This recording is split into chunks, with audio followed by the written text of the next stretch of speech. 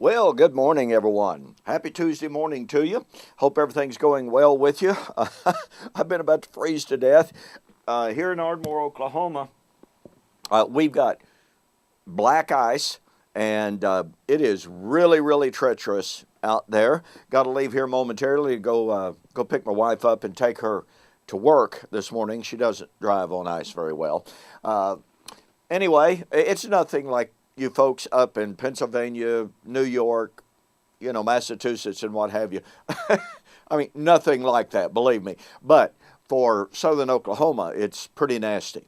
Well, anyway, welcome back. My name is Don K. Preston. I am the president of Preterist Research Institute of Ardmore, Oklahoma.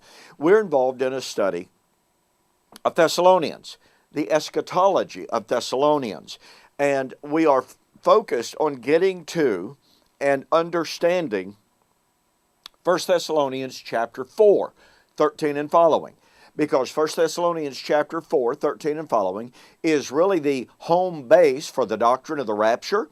It is the home base for the doctrine of the end of the world, a literal visible coming of Jesus at the end of the Christian age. So what we've been attempting to do is to examine what Paul had to say about eschatology before chapter 4, 13 and following. And now we are in 2 Thessalonians chapter 2 to see if there's one united story of eschatology. Thus far, we have been able to see pretty clearly, it seems to me, that all of Paul's references and discussions of eschatology in Thessalonians are dealing with first century events. So, for instance, the gathering, distinctive Greek word, and the parousia, the same word is used in 1 Thessalonians chapter 4, Paul is focused on that in 2 Thessalonians chapter 2. But it's very clear that parousia and that gathering which is the resurrection of 1 Thessalonians chapter 4, had to have been something that does not fit the historical orthodox view of the day of the Lord. Just doesn't work. Now watch this. Paul says that day, the day of the Lord, the parousia, the gathering, which is the resurrection, that day will not come except the man of sin be revealed. Now, I don't have to tell you that my dispensational friends believe the man of sin is alive somewhere in Europe today. Well, with all due kindness, with all due respect, that is an unbiblical view. Paul believed the man of sin was alive in the first century. Now, notice what Paul says.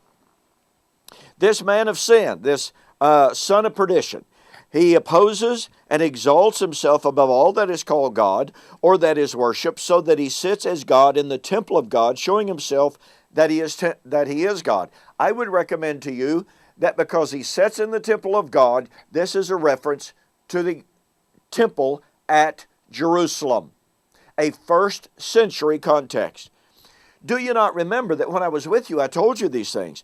And now you know what, well, the Greek is a little ambiguous. It can be the neuter or it can be the masculine.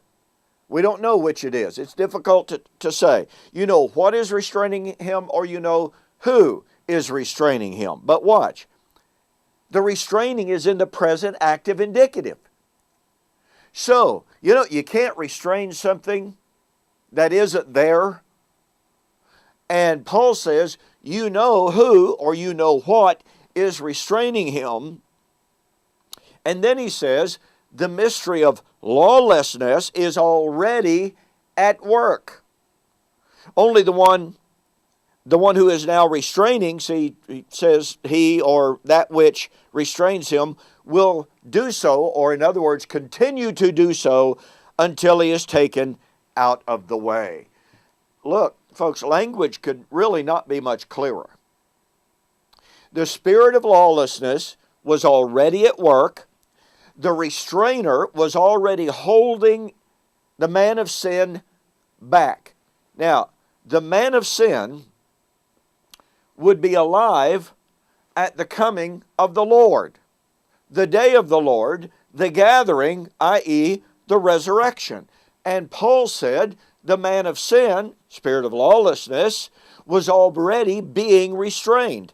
Now, folks, if the man of sin was already alive, if the man of sin was already being restrained, and would be restrained until he was openly revealed, and then he would be destroyed at the coming of the Lord, then that means that unless the man of sin is 2,000 years old and alive somewhere in Europe today,